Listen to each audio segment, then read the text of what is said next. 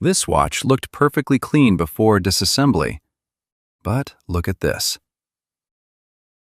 This black residue is not dirt from outside. It is created inside the watch itself.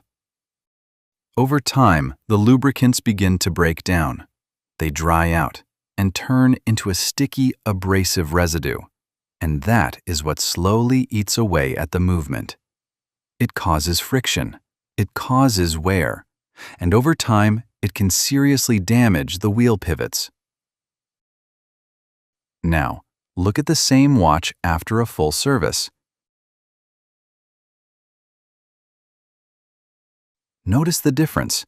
Everything is clean again. The surfaces are bright. The components move freely. Proper lubrication has been restored, and the destructive abrasive action has been stopped. The watch can now run reliably for years to come. This is why regular servicing matters. It prevents wear, protects the movement, and keeps the watch performing as it should. If you found this helpful, leave a like.